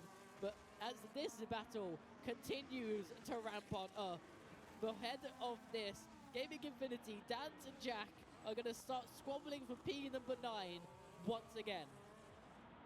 Everyone's using everything here to try and hold what positions they can. Big movements all up and down the grid here. Everyone wanting to get that little bit better of a position, show themselves off. Even if they're not in the top 5 to qualify, they still want to show their worth to that committee panel to have them say, I should be the person picked for this LAN. Dan's getting closer and closer onto Gaming Infinity here, but Jack still not that far behind. Each corner is crucial here as your exit carries on into the straight. Dan's up the inside of Gaming Infinity, takes over the position, but I believe there is still a DRS zone to go. Can Gaming Infinity get the position back? Up, close. It's still, it's so close, but Gaming Infinity getting just a worse exit slightly going into turn 1. Bit of a lockup there as Dans holds the position, or gains the position even, for P9. Yeah, and it's not over. The DRS opens again, and we've seen how aggressive Gaming Infinity is. He's already alongside once again on that inside line. He's going to squeeze out Dan like he normally does, and Jack gets a huge braking zone. It catches up massively, but Dan is on that inside line. So he's going to be able to squeeze out Gaming Infinity, but he ends up having such a better run that he swings it through, gets onto the top of that curb, as Tom Roberts sets a new fastest lap of the race out in front, trying to catch down and chase down Lucas. But definitely not having a fun time chasing each other down is Gaming Infinity and Dans, who are side by side again. And the inside will swing back in favor of Dans as we swing through this corner, but ends up losing the position for now and touches the rear end of Gaming Infinity. As we get onto the straight, Jack ends up having a better run of it, and in the background, Adam and Ananon are side by side again. Now, waiting in patience, Jack behind Dan, going to get a huge set of momentum. He's going to get a double slipstream. He's going to have the DRS. He's going to fly by Gaming Infinity, and he's going to sit in behind. But Dan's for the moment, as you go back towards the start, finish straight again. All of these drivers trying to make any kind of moves forward because they know how important each position might be. And with that poorer exit, Gaming Infinity is on the back of Jack again, but he is able to pull away and settle down just a little bit and catches up massively Dan's in the braking zone, but spins it on the exit and ends up facing backwards, losing all of that time he's gained up and slipping down to P13 and P14 as Ananon and Adam are still fighting each other.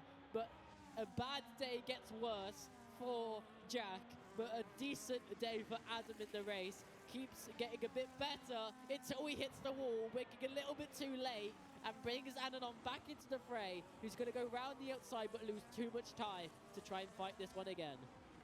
Jack just cannot catch a break, getting crashed in the final lap of Spa last time out, and now spinning during turn 1 of Vegas after a very close fight with Dan's and Gaming Infinity. Adam also towards the earlier stages of the race, but we're seeing gaps start to form now after that. Anona still close to Adam, still chasing him down throughout this track. Tom Roberts also really close to Lucas out in front. Bit of a gap behind to Josh, then Jack Harrington and CT08 make up your top 5. We haven't even had a chance to talk about these front runners and the strategy options here today. 7 laps down on Lucas's tyre and another 7 to go before the end of this race. Tom Roberts still trying to chase him down, but Alex has opted for a 2-stop strategy. Fresh set of hards on his tyres, 2 laps old at the moment, trying to re-catch CT08 as he had a good start of that last stint and was decently in front, but he noticed CT08 catching him up, so he's decided to take it into his own hands. But someone who finally might get a chance to take it into his own hands for P1, once again, Tom Roberts finally gets a chance to take P number 1 of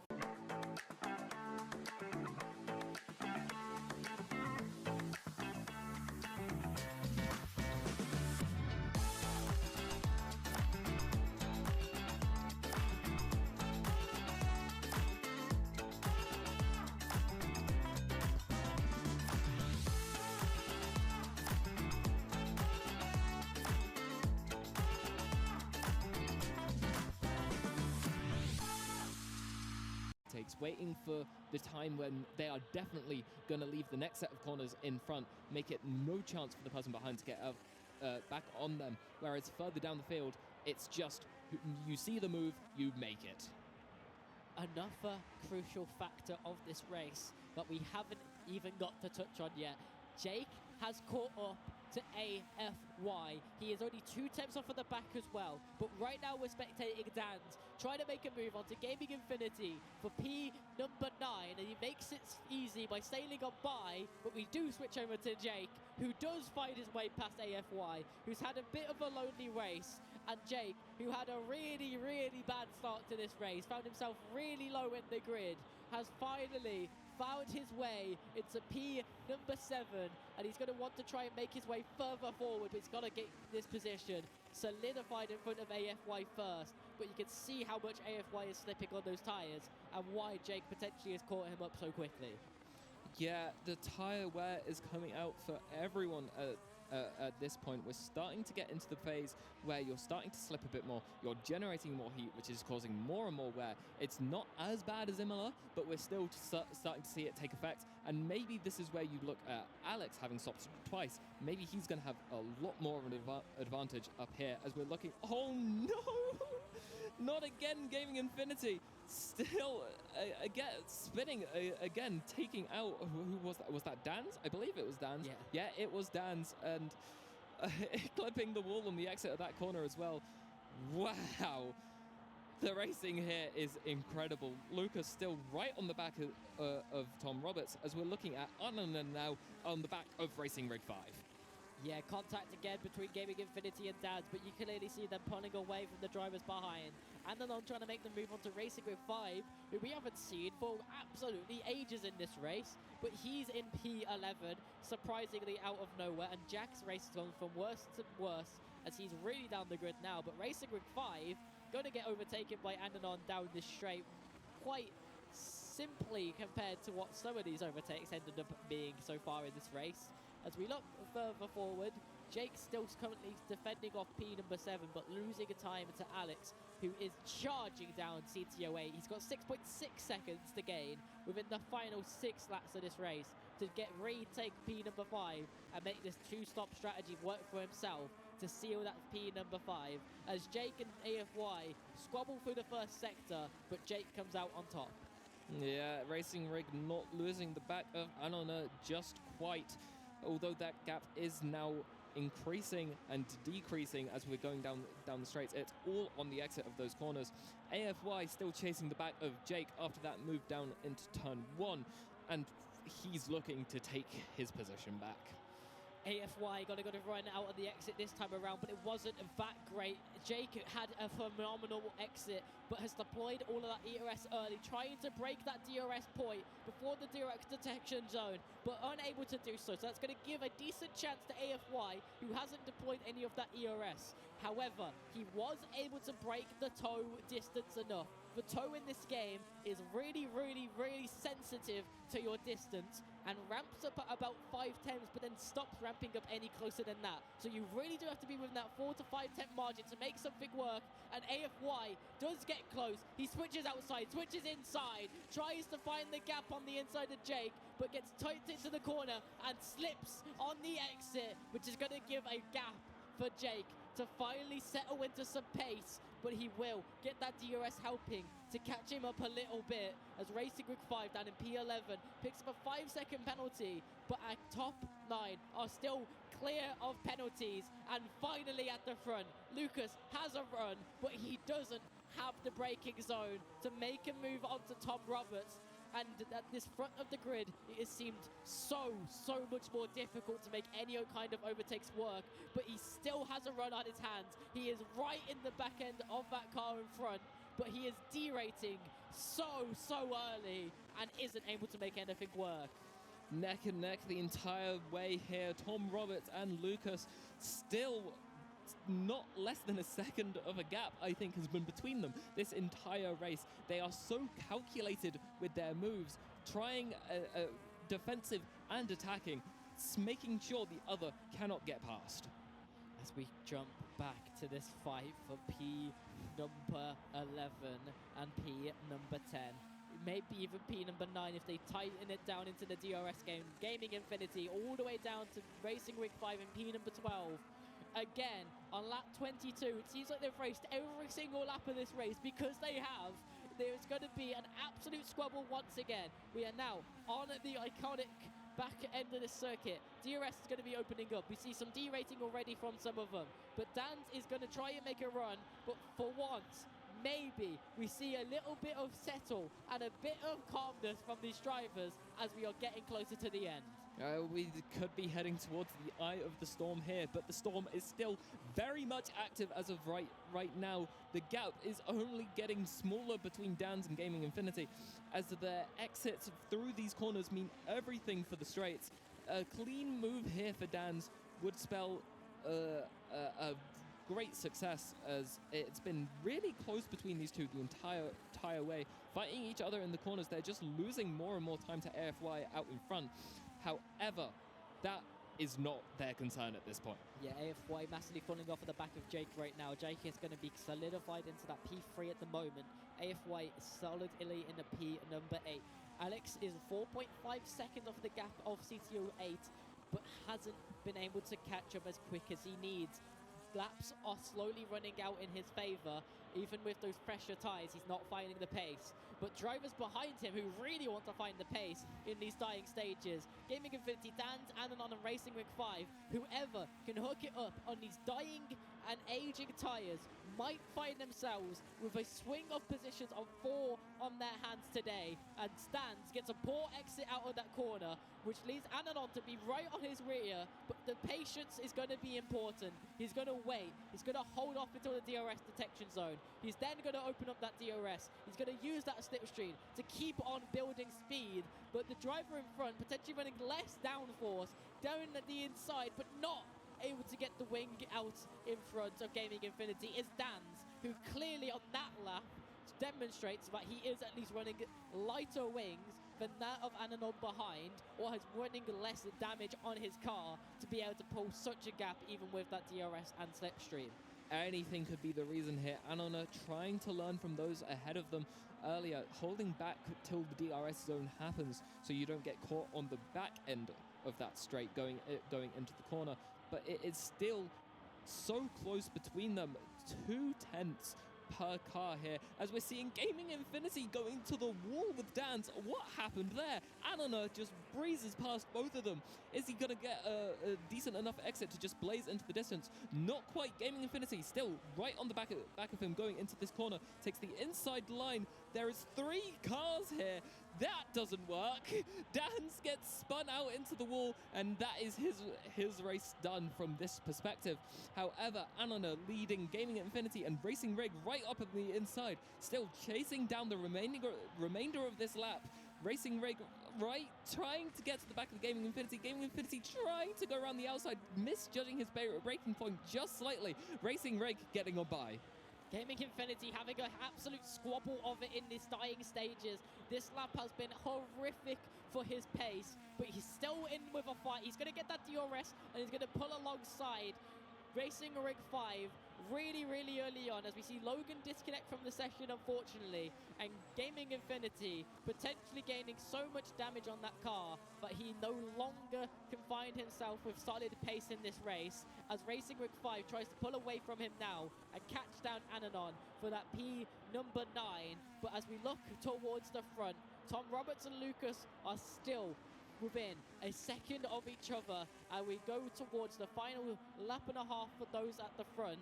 Racing Rig 5 and Gaming Infinity still have a full 2 laps on their hands, and they are slowly getting caught by these leaders and this chaos at the front as we finally head towards the final lap of the race for Tom Roberts and Lucas Shea, who we've barely got any chance to see today in this race at Vegas, as it has been electrifying underneath these night lights of this circuit that is becoming a fan favorite, at least in the F1 games, for having incredible opportunities for racing. Tom Roberts will have one final chance to make this overtake stick. Yeah, Tom Roberts in the lead, followed by Lucas Shea. Importantly, they're approaching back markers, so DRS might not be the advantage for Lucas Shea as much as he wants it. ERS also really important through here as they're approaching with some of the final corners of this circuit. As we head towards that final strip once again, 5.5 temps is the acceleration zone advantage. With Tom Roberts trying to pull away from Lucas Shea before they hit that DRS zone and try and eke that gap as much as possible. They will have everything on the line. He's going to move over to the right really early on as he's already switching and swapping. But you see his momentum. He got a good enough exit. He's got a good enough gap. 5/10, and he's pulling more on the exit of that corner. Lucas Shea has tried his absolute damnedest today to deny the efforts of Tom Roberts, but Tom Roberts has managed himself well enough to cross the line in P number 9. Lucas Shea will come through in P number 2. Josh running a very, very solid race for P number 3, with Jack Harrington way, way behind, but still crucially in the top 5 positions. And P4 for him. Jack Harrington will be your 4th position, and then a long, long way back with different strategies for the 5th position. CT08 will come across the line in P number 5 in a few moments time, but the driver behind him, Alex, in P number 6, did undercut CT08, but he saw the gap, decreasing, so decided to go to a two-stop strategy, but hasn't made it work today. Will finish in 6th and outside those crucial top 5s, but a driver who's had an amazing run back through the field, Jake, salvages P7 from this race for his average finishing position, and then the driver who's been the most consistent out on track, AFY, coming for P number 8, but Racing Rig and Ananon are still not done out on track, but it might be done as the braking zone is too distant away from Racing Rig 5. AFY will finish in P number 8. Ananon will race to the end with Racing Rig 5, who has found an amazing exit coming out of that final corner, but will bump draft to the line with only a gap of 66 hundredths of a second behind Ananon in 9th, with Gaming Infinity in 11th, and Dan's final across the line in P number 12.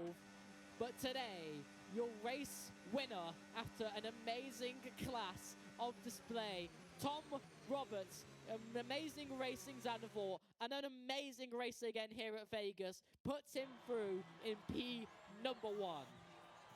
Wow, what a race. I can barely keep up with all that happened. There was movement all up and down. We've got so much. Oh, it was incredible, honestly. But there was so much going on. I can't remember all of it. So many moves, so many battles, a lot of collisions further down. I didn't quite expect that, but it happened nonetheless. Tom Roberts. Wow, we really were blessed with Xanathor. Tom Roberts and George Ansel both winning immediately. We've got Gaming Infinity here as driver of the day, and I am impressed by all of these drivers here. Despite everything that happened, I'm lost for words. As we said, Tom Roberts coming out on top, but we will quickly go to a short intermission break before we run down what has happened across today. This is the Student Racing League, and we'll be back after a short break.